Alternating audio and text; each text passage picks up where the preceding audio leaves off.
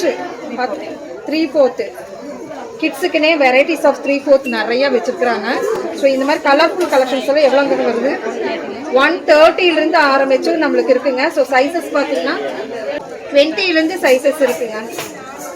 So next bottom wear, varieties of bottom wear வச்சுக்கிறாங்க. நல்லா நீங்கள் ஃபெஸ்டிவலுக்கு யூஸ் பண்ணிட்டு போகிற அளவுக்கு அழகான ஒரு கலர்ஸும் நான் வச்சிருக்கிறது.